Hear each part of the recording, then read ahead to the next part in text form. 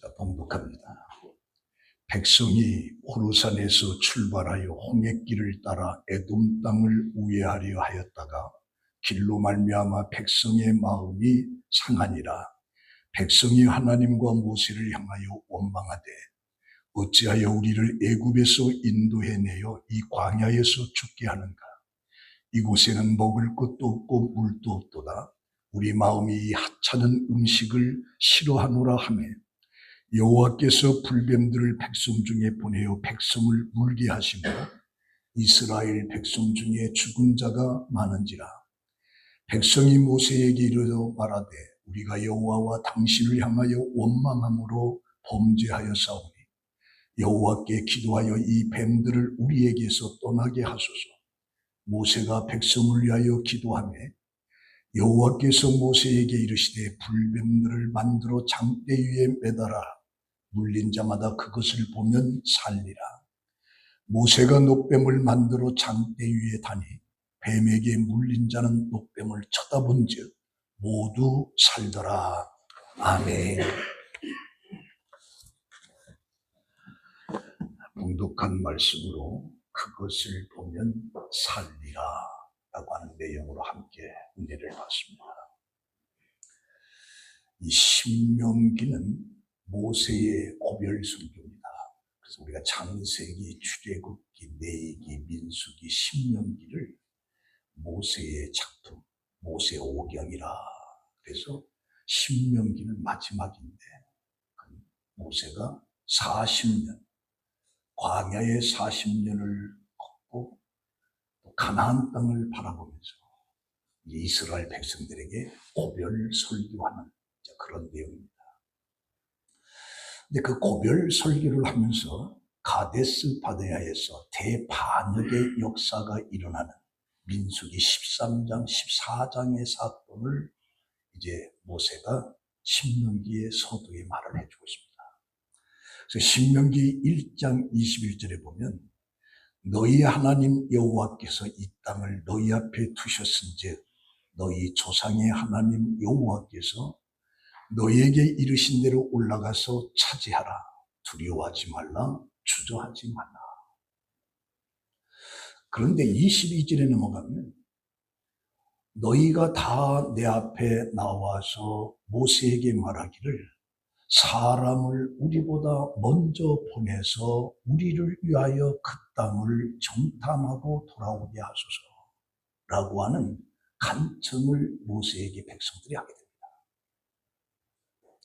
그래서 모세도 그 말을 좋게 여겨서 각 지파 중에 한 사람씩을 뽑아서 12명이 가나안 땅을 정탐하게 말합니다.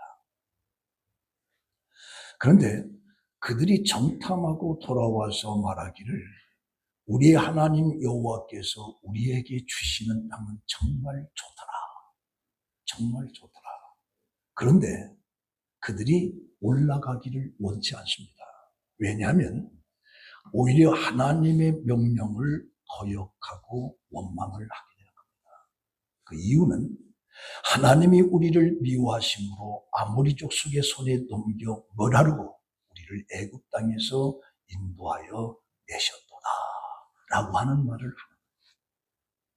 하나님이 약속한 땅은 너무너무 좋은데 모세를 통해서 그 땅을 찾아러 올라가자고 했는데도 정탐꾼을 보내서 그 땅을 한번 보자 그러고 나서 하는 얘기가 원망을 하는 거죠. 그러면서 하나님이 우리를 미워하심으로 애굽에서 우리를 끌어내서 이 광야에서 또 아모레 족속에서 죽게 하는도다. 그러면서 그 형제들이 낙심하면서 이제 그곳에 있는 아모리 사람들의 장대와 같은 큰 성과 우리는 아낙 자손을 보았도다. 그러면서 원망과 불평을 할 때 모세는 백성들에게 무서워하지 말라, 두려워하지 말라, 하나님이 너희를 위하여 싸우실 것이다 라고 했는데도 그들은 믿지 않습니다. 믿지 않는 그들을 향해서 하나님은 진노하시고 맹세까지 하면서 뭐라고 하냐, 내가 너희 조상들에게 주기로 한 땅을 한 사람도 보지 못하고 다 죽었다.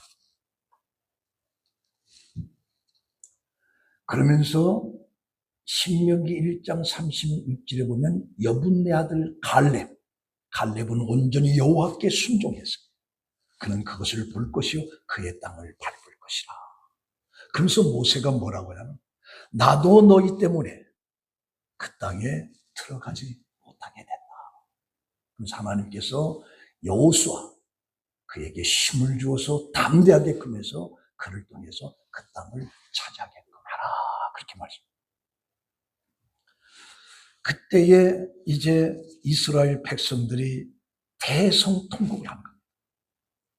근데 하나님께서는 뭐라고 하냐? 1장 40절에 보면 너희들은 방향을 돌려서 홍해길을 따라서 광야로 들어가라.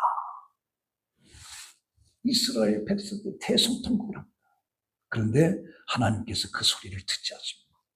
귀를 기울이지 않습니다. 그러면서 이제 1장 46절에 보니까 너희가 가데스에 여러 날 동안 머물렀나니 곧 너희가 그곳에 머물러던 날수 되느니라 라는 말이 있습니다. 그러면서 이게 신명기 2장 3절에 너희가 이 산을 두루 다닌 지 오래니 돌이켜 북으로 나아가라. 이 두루 다닌 지 오래다라고 하는 말은 약 38년을 얘기합니다. 그러니까 가나안 땅을 차지하라고 했는데 그들이 원망하고 불평함으로 인해서 하나님께서 너희는 한 사람도 들어가지 못하리라 한 그 기간이 38년입니다. 그것을 여기서는 두루 다닌 지 오래됐다 이렇게 표현을 해주고 있는 겁니다. 그래서 이 모세는 이 신명기를 하면서 고별 설교를 하면서 40년 광야 생활의 마지막 여정에 맞추어서 지금 설교를 하고 있는 거죠. 그들은 세일 산맥주에 있었음을 나타내고 있는데 그들은 광야 생활이 뚜렷한 목적을 지난 여행이 아니라 목적 없이 그 파란 아라바 광야에 그것을 38년간이나 목적 없이 그냥 툭툭툭 타는 거죠. 그런데 이때에 그 38년 동안 하나님께서 말씀하신 대로 이스라엘 사람들이 그 광야에서 다 죽습니다. 그리고 15절에 가서는 뭐라고 하냐? 여호와께서 손으로 그들을 치사 진영 중에서 멸하신 거로 마침내 다 멸망하였느니라. 어린아이 빼놓고는 다 죽었어요. 38년 동안 두루 다니자. 그러고 나서 신명기 2장 25절에 오늘부터 내가 천하 만민이 너를 무서워하며 너를 두려워하게 하리니 그들이 내 명성을 듣고 떨며 너로 말미암아 근심하게 하리라. 그러면서 모세를 통해서 고별 설교 속에 신명기 2장 3절에 뭐라고 돌이켜 북으로 나아가라. 지금까지 방향 없이 38년 동안 다니면서 그 광야에서 그들이 다 죽었는데 이제 목표 방향을 하나님께서 제시합니다. 북으로 나아가라. 그러니까 지향점이 없이 목적이 없이 광야를 떠돌아다니던 이스라엘 백성들에게 하나님께서 새로운 비전을 제시하는 것이 바로 북쪽으로 가라는 거죠. 비전의 방향은 북쪽입니다. 이스라엘이 나아갈 방향을 확실하게 제시합니다. 그럼 북쪽은 뭐냐? 가나안 땅을 가리키고 있습니다. 그리고 하나님이 선물로 주시는 약속의 땅을 들어가기 위해서는 하나님의 말씀에 대한 순종이 절대적이라고 하는 사실을 암시해주고 있으면서 이제 북쪽으로 가라. 그렇게 제시를 해주는 겁니다. 그런데 오늘 봉독한 민수기 21장 4절을 보면 백성이 호르산에서 출발하여 홍해길을 떠나 에돔 땅을 우리하려 하였다가 길로 말미암아 백성의 마음이 상하니라. 왜 그러냐면 그곳에서 이제 가나안 땅으로 바로 갈 수가 있는데 거기에 에돔 땅이 있는 거예요. 에돔 땅이. 근데 하나님께서 뭐라고 하냐? 에돔 땅은 건드리지 마라. 야곱의 형이었죠. 그리고 그 땅을 하나님이 주신 겁니다. 너희들은 그 땅을 차지할 수가 없다. 그래서 이스라엘 백성이 민수기 20장 14절에 보면 에돔 왕을 찾아가서 당부를 하면서 간청을 합니다. 당신들도 알거니와 우리 조상이 애굽으로 내려갔으므로 우리가 애굽에 오래 거주하였더니 애굽인이 우리를 학대함으로 우리가 여호와께 부르짖었고 우리의 소리를 들으시고 이제 우리를 인도해서 당신의 변방 모퉁이 가데스에 있사오니 청하건대 우리에게 당신의 땅을 지나가게 하소서. 당신의 땅을 지나가자. 근데 에돔 왕이 안 된다. 에돔 왕이 지나갈 수 없다. 그러니까 우리가 큰 길로만 가겠고 우리 짐승이 물을 마시면 그 값을 다 내겠다라고 했는데도 에돔 왕은 지나가지 못하리라. 그래서 에돔 왕이 이같이 이스라엘의 그의 영토로 지나감을 용납하지 아니하므로 이스라엘은 그들에게서 돌이킬 수밖에 없어요. 돌이킬 수밖에 없는데 20장 22절에 보면 이스라엘이 가데스를 떠나 호르산에 이르렀더니 거기서 그들의 마음이 상할 대로 상한다. 왜 그러냐? 홍해길은 사해 남부에서 아라바 광야로 거쳐서 홍해의 동쪽 위치한 아카만의 항구 바로 에시온 게벨이라고 하는 곳에 이르렀는데 그 길이 바로 이 아라바 광야가 너무 거칠고 힘든 길이었습니다. 38년 전에 그들이 불평을 함으로 인해서 그 광야를 헤맸던 길이 바로 거기입니다. 그 길을 다시 가라는 거예요. 근데 그 길을 다시 간다라고 하는 이 사실에 가나안 땅은 저긴데 에돔 땅만 지나가면 되는데 에돔 땅은 건드리지 말라고 에돔 왕도 허락하지 않으니까 다시 아라바 광야로 돌이키게 돼요. 이것으로 인해서 그들의 마음이 상할 대로 상말이에요. 그래서 신명기 2장 8절에 보면 당시 이스라엘은 아카바만에 있는 엘랏과 에시온 게벨까지 거의 다 가서 이제 가면 되는데 에돔 땅을 밟을 수가 없고 그 에돔 땅 옆에 모압이 있는데 모압을 돌아가야 돼. 다시 후진해가지고 아라바 광야를 거쳐서 이렇게 가야 되는 거예요. 근데 그게 너무너무 힘든 거예요. 그래서 표현이 길로 말미암아 마음이 상하니라. 그렇게 마음이 상한다라고 하는 건 참을 수가 없다는 거죠. 이것은 어떠한 상황을 견디지 못하고 마음이 조급해지는 것을 의미하는 겁니다. 다시 말하면 홍해길은 거칠고 험했기 때문에 이스라엘 백성들이 다시 또 그곳을 가야 되는가? 이게 견딜 수가 없었던 거예요. 그러면서 약속의 땅 가나안 땅을 빨리 들어가지 못한다는 것에 재촉하면서 조급한 상태로 빠지게 되는 겁니다. 다시 말하면 홍해길을 참아내지 못한 것은 그들의 육체 때문이 아니고 가나안을 주시리라는 하나님의 약속의 성취를 바라고 끝까지 인내하지 못하고 급했던 그들의 마음 때문에 결국에 문제가 생깁니다. 오늘 우리들도 신앙생활하면서 우리의 소망이 더디 이루어질 때 그 마음이 상하는 경우가 많습니다. 그래서 잠언 13장 12절에 보면 소망이 더디 이루어지면 그것이 마음을 상하게 하거니와 소원이 이루어지는 것은 곧 생명나무니라. 야고보서 1장 3절에 이는 너희의 믿음의 시련이 인내를 만들어내는 줄 너희가 아니라. 그래서 결국 인내할 때 하나님의 긍휼하심을 받게 됩니다. 야고보서 5장 11절에 보라 인내하는 자를 우리가 복되다 하나니 너희가 욥의 인내를 들었고 주께서 주신 결말을 보았거니 주는 가장 자비하시고 긍휼히 여기시는 하나님이시라.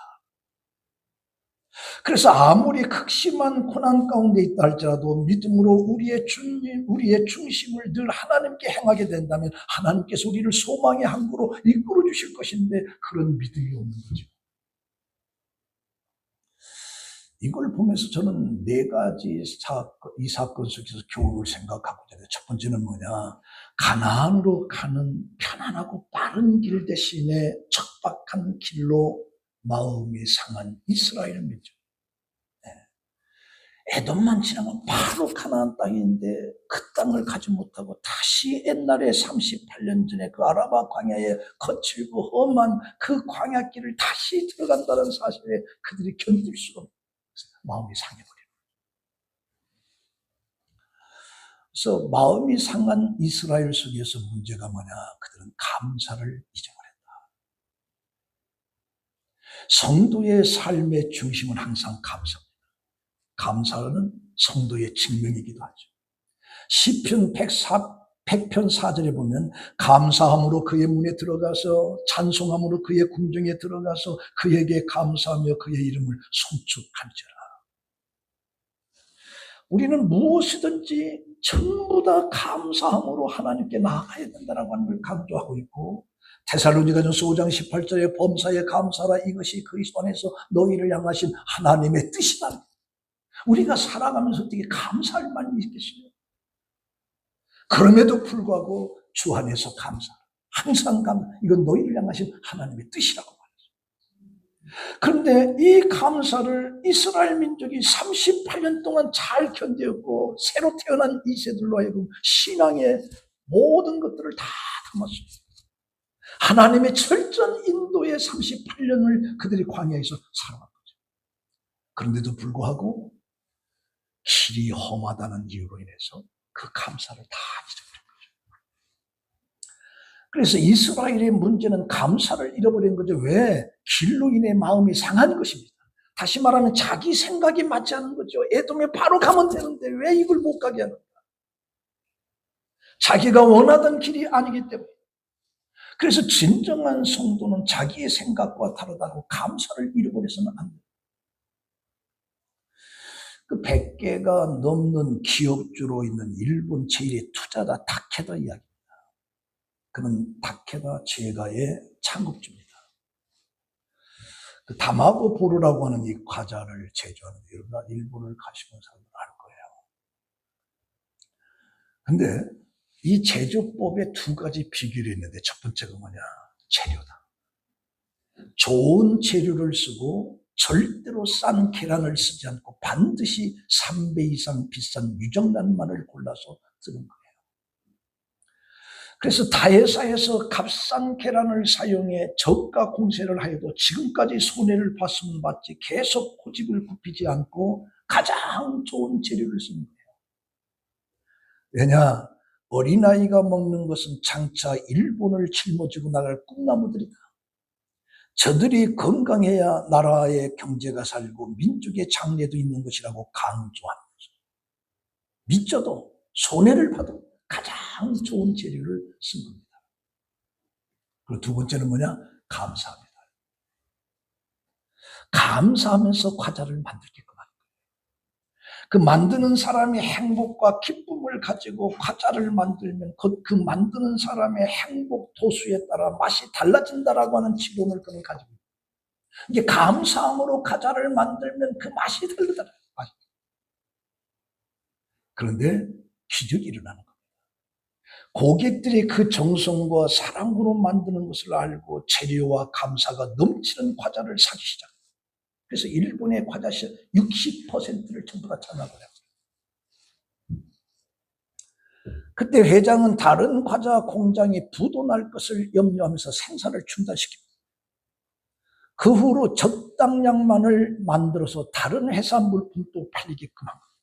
사랑으로 시장을 다스린 겁니다. 그런 그 다케다 회장이 전 사원을 강단으로 모임해서 이제 회의를 진행하는 과정 속에 사람의 호흡의 비밀을 전합니다. 사람의 호흡의 비밀을. 강단의 좌측 끝에 한 사람이 욕을 계속하게 합니다. 남을 욕하겠고 저주하고 원망하겠고.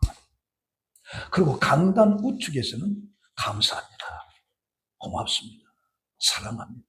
존경합니다라고 하는 말을 계속하게. 웃는 얼굴로 계속하게. 그리고 두 사람을 불러서 비닐봉지다 놓고 숨을 쉬라고 했어요. 그리고 그 비닐봉지에다가 모기를 집어넣는데 욕을 한 사람의 봉투에 든 모기는 질식해서 금방 죽고 말아요. 그러나 칭찬과 사랑의 말을 한 사람의 봉투 안에 넣은 모기들은 활기차게 날아다니는 모습이 관찰이 됩니다. 이것이 놀라운 사람의 호흡의 비결이다. 그러니까 좋은 말을 하면 그대로 좋게 된다. 나쁜 말을 하면 그 말대로 그대로 자기에게 이루어진다는 거죠. 그래서 좋은 감사의 말로 만들어진 과자는 맛도 건강도 그리고 만드는 사람의 인생도 달라지고 먹는 사람들의 인생도 달라진다는 평범한 진리를 여기서 이야기합니다. 이걸 보면서 살아가면서 감사를 잊어버리는 것이 불행이고 어리석은 것이다. 내 상황이 지금 절박한 상황에 있다 할지라도 그 상황 속에서 우리는 감사할 줄 아는 것. 그 감사가 내 인생을 바꾸는다는 얘기죠. 바꾸는다. 자, 그러면 이스라엘 민족이 애굽에서 출애굽을 해서 40년 동안 광야 속에 살아오면서 너무너무 감사한 일이 많죠. 근데 감사를 잊어버린 이스라엘 민족에는 뭐가 원망과 불평으로 가득 찬 거예요. 그러니까 감사를 잊어버린 것은 항상 원망이 생기고 불평이 생기고 분노가 일어나는 거예요. 이스라엘 민족의 불행은 뭐냐? 항상 어려움이 오면 그 어려움 속에서 감사를 잊어버리고 항상 불평한다는 거죠. 그 불평이 이스라엘 민족의 비극이었던 거죠. 성경을 읽다 보면 하나님이 가장 싫어하는 것이 어려울 때 불평과 낙심하는 것, 원망하는 것, 하나님이 가장 싫어하십니다.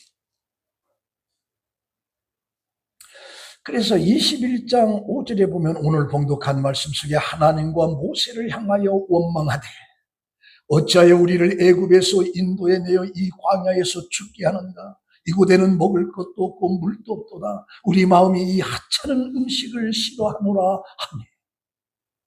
이 본문을 직역하면 하나님을 대항하고 그리고 모세를 대항했다.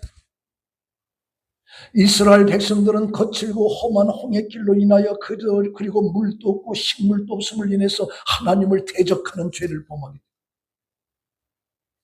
결국에 장래에 대한 소망과 하나님에 대한 믿음을 가지지 못했던 그들은 결국 홍해길로 견디지 못했고 그들의 심령은 마침내 하나님을 대적하고 원망하는 죄를 범하게 된 거죠. 그러면서 이 하찮은 식물을 싫어한다. 이 하찮은 식물. 이 하찮은 식물은 가벼운 거, 가치 없는 거, 만족스럽지 못한 그런 의미가 있는데 경멸하고 하찮게 여긴다는 뜻이죠. 이 가치 없이 하찮게 여기는 이 음식이 뭐냐? 만나를 가리켜요. 40년 동안 그들이 먹고 살아왔던 그 만나를 하찮은 음식이라고 아주 원망하고 불평하는. 여기 하찮은 음식을 싫어한다라고 하는 건 미워한다, 가증 여긴다. 이 동사는 단순히 싫어하는 정도를 넘어서 강한 거부감을 나타내면서 나아가서는 그 대상이 없어지고 끊어지기를 바라는 감정적인 반응이 거기서 나오는 거예요. 이 하찮은 음식을 싫어한다. 이스라엘은 지난 40년간 광야에서 먹을 것이 없는 그 광야에서 그들이 살아올 수 있었던 것은 매일매일 쏟아지는 그 만나를 통해서 그들이 살아올 수 있었습니다. 근데 이제는 실증나고 싫다는 겁니다. 그러면서 불평하는 거죠. 이 만나는 출애굽 초기에 굶주림 위에 허덕이는 이스라엘 백성들에게 하나님께서 직접 내려주신 것인데 출애굽기 16장 31절에 보면 처음에는 꿀처럼 달았다. 만나가 너무너무 맛있어서 꿀처럼 달았고 이만큼 주소로 한 건 이만큼 욕심 부리는 일까지도 벌어졌다. 근데 40년이 지난 시점에 와서 이스라엘 백성은 이 만나가 싫고 질리다는 거예요. 그래서 하찮은 음식을 40년 광야에 먹였던 그 하나님의 은혜에 감사를 다 잊어버려. 그리고 그 만나를 무시하는 거죠. 하찮은 음식이죠. 그래서 이들은 이 음식에 대한 불평을 하게 되고 나아가서 음식을 주신 하나님의 존재와 출애굽 자체마저도 우리를 출애굽시킨 자체마저도 원망하게 된 거죠. 이것은 하나님에 대한 심각한 불신앙이었고 하나님의 은혜에 감사하지 못하는 교만한 행위였습니다. 이런 그들을 향해서 하나님께서는 불뱀을 보내서 그 불뱀을 통해서 많은 사람들이 죽겠구나. 그게 이제 5절에 나옵니다. 여호와께서 불뱀들을 백성 중에 보내어 백성을 물게 하심으로 이스라엘 백성 중에 죽은 자가 많은지라. 이게 감사가 있을 곳에 불평과 원망이 차로잡게 되면 그곳에는 멸망밖에 없는 거예요. 이런 상태 속에서 세 번째는 원망함으로 우리가 죄를 범했다라고 하는 것을 고백합니다. 불평과 원망은 하나님 앞에 큰 죄입니다. 7절에 보세요. 백성이 모세에게 이르되 우리가 여호와 당신을 향하여 원망함으로 범죄하였사오니 여호와께서 기도하여 이 뱀들을 우리에게서 떠나게 하소서. 여호와와 당신을 원망함으로 범죄하였사오니 여호와께 기도해서 이 뱀을 떠나게 하옵소서. 회개가 되는 거죠. 그러니까 우리가 범죄했다라고 하는 것은 하나님께서 그들에게 주신 목표, 곧 하나님의 뜻을 어기고 잘못된 방향으로 빗나갔다라고 합니다. 그러니까 가나안 땅을 주시리라고 하는 하나님의 그 언약이 그들에게 있음에도 불구하고 그들은 잠시의 고난에 인내하지 못하고 여호와를 대적하고 교만하면서 불평과 원망을 합니다. 이런 이스라엘의 행위는 하나님의 선하신 뜻에 빗나간 하나님께 죄를 범한 것입니다. 그래서 불뱀으로 인한 재난이 자신들의 죄로 인한 하나님의 심판이었다라고 하는 것을 이스라엘 백성들이 깨닫고 고백하는 장면이 여기서 나옵니다. 우리가 불평함으로 하나님께 범죄했다. 이 범죄로 인해서 이 고난이 우리에게 왔다라고 하는 것을 고백합니다. 그런데 하나님께서는 그 사랑하시는 자에게 행하시는 그 징계, 회유와 권면의 채찍도 그들의 범죄의 길에서 회개하고 돌이키기 위한 선하신 목적이 하나님의 뜻 속에 있다는 거죠. 그래서 잠언 3장 12절에 보면 대저 여호와께서 그 사랑하시는 자를 징계하시기를 마치 아버지가 그 기뻐하는 아들을 징계함과 같으니라. 시브리서 12장 5절에 내 아들아 주의 징계하심을 경히 여기지 말며 그에게 꾸지람을 받을 때 낙심하지 말라. 주께서 그 사랑하시는 자를 징계하시고 그가 받아들이시는 아들마다 채찍질하십니다. 그러니까 우리가 불평과 원망으로 하나님 앞에 범죄하고 하나님 앞에 어리석은 짓을 할 때 하나님께 틀림없이 우리에게 징계를 줘. 그 징계를 가볍게 여기지 말라. 그 징계가 왔으면 낙심하지 말라고. 사랑하는 자에게 치유의 길을 주시기 위해서 하나님이 주십니다. 그래서 기도의 중보를 부탁받은 모세는 백성들을 위해서 기도하는 이 중보자의 기도. 로마서 8장 34절에 누가 정죄하려 죽으실 뿐 아니라 다시 살아나신 이는 그리스도 예수시니 그는 하나님 우편에 계신 자요 우리를 위하여 간구하시는 자시니라. 디모데전서 2장 5절에 하나님은 한 분이시고 또 하나님과 사람 사이의 중보자도 한 분이시니 그 사람이신 그리스도 예수. 요한복음 14장 13절에 너희가 내 이름으로 무엇을 구하든지 내가 행하리니 이는 아버지로 하여금 아들로 말미암아 영광을 받으시게 하려 함이라. 이스라엘 민족의 하나님의 이 심판 속에 모세의 중보 기도를 했고 모세는 이스라엘 민족을 위해서 중보 기도했습니다. 근데 신약 속에 와서는 예수 그리스도가 하나님 우편에 계시면서 우리를 위해서 중보하시고 요한복음 14장에서는 오늘 우리가 직접 하나님 앞에 기도할 수 있다. 그러니까 중보자 대신 예수 그리스도의 이름으로 우리가 하나님 앞에 직접 기도할 수 있다라고 하는 이 사실 자체가 우리에게 베풀어 주신 하나님의 은혜입니다. 그래서 하나님은 백성을 위한 중보 기도를 들으시고 이스라엘 백성들의 불뱀의 재앙으로부터 구원받을 수 있는 길을 제시합니다. 그것이 바로 8절에 나옵니다. 여호와께서 모세에게 이르시되 불뱀을 만들어 장대 위에 매달아 물린 자마다 그것을 보면 살리라. 여기 노뱀이라고 하는 것은 십자가에 달리신 예수 그리스도를 예표하는 겁니다. 그래서 요한복음 3장 14절에 모세가 광야에서 뱀을 든 것 같이 인자도 들려야 하리니 이는 저를 믿는 자마다 영생을 얻게 하려 하십니다. 하나님이 세상을 이처럼 사랑하사 독생자를 주셨으니 이는 저를 믿는 자마다 멸망하지 않고 영생을 얻게 하려 함이라. 모세가 광야에서 뱀을 든 것처럼 인자도 들려야 되리라. 바로 십자가의 죽음을 말하는 거죠. 그것을 보면 살리라. 영원한 생명과 구원을 주실 예수 그리스도를 계시하고 또 그를 통해서 하나님이 우리를 얼마나 사랑하고 있는가를 표현해 주십니다. 마지막 네 번째는 장대에 달린 뱀을 보아라, 살 것이다. 뱀에게 물린 자들은 그것을 보면 살리라. 이 말을 믿고 노뱀을 쳐다본 사람은 한 사람도 없이 다 살았어요. 노뱀 자체가 어떤 신통력이 있는 것이 아닙니다. 하나님의 약속을 믿고 그 말씀대로 순종하는 법을 가르치기 위한 것이죠. 주 예수를 믿으라 그리하면 너와 내 집이 구원을 얻으리라. 그 말씀을 내가 믿고 받아들이는 거예요. 그러면 구원의 역사가 일어나요. 장대에 구리뱀을 달고 노뱀을 달려서 그걸 보면 살리라 라고 하는 그 말씀을 내가 믿는 거죠. 보다 감찰하다, 악망하다라고 하는 말로 번역하는데, 하나님을 바라본다라고 하는 말은 여호와께 눈을 고정하고 유일한 도움이신 여호와의 뜻을 살아간다라고 하는 의미입니다. 그러니까 온전한 믿음과 신앙의 눈으로 하나님을 바라본다는 개념이에요. 쳐다본즉 이란 나바트라고 하는 단어가 온전한 믿음과 신앙의 눈으로 하나님을 바라본다라고 하는 개념이에요. 실제로 노뱀을 달아놓은 장대를 바라보면 살리라는 하나님의 말씀을 믿음으로 받아들이고 그 말씀에 따라 그것을 바라보는 자는 불뱀에 물린 자들은 다 고침받은 거예요.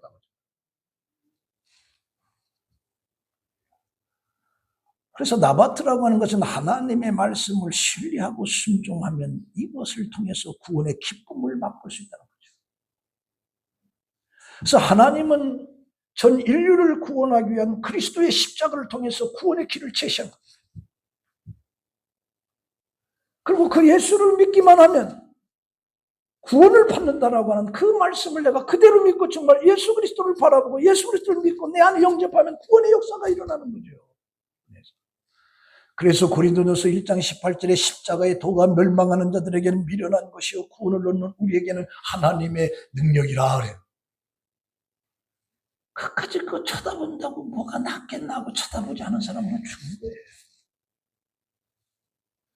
근데 말 같지도 않는데 그걸 믿음으로 내가 쳐다본 적, 십자가를 쳐다본 적, 예수 그리스도를 영접한 적, 구원의 역사가 일어나요.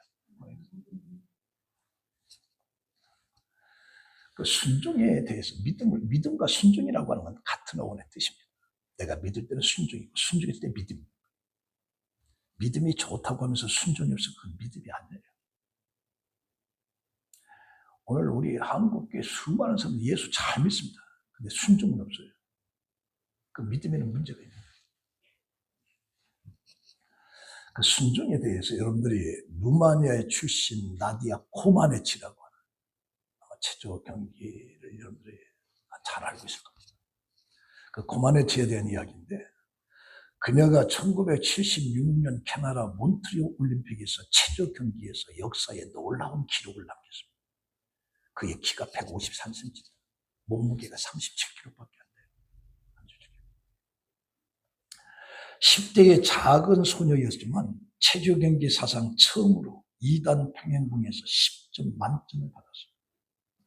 그리고 몬트리올 올림픽에서 상관왕으로 올랐고, 그리고 계속해서 1977년, 1979년 세계 선수권에서 우승을 차지했습니다.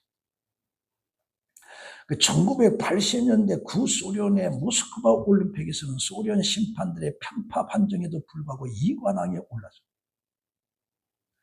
그래서 그 선수는 체조 경기 사상 모두 7번이나 10점 만점을 기록한 유일한 코마네치 선수. 10점 만점을 7번이나. 이렇게 엄청난 기록을 세울 수 있었던 것은 그녀가 6살 때 벨라 칼로리라고 하는 코치를 만났어요. 이 벨라 칼로리 코치가 어린 코마네치를 만나자마자 그 아이에게서 잠재력을 발견합니다. 그리고 그녀에게 3가지를 제시하는 거예요. 첫 번째가 뭐냐? 개인적인 편안을 포기하고 코치의 훈련 방향에 절대적으로 순종해라. 절대적으로 순종해라.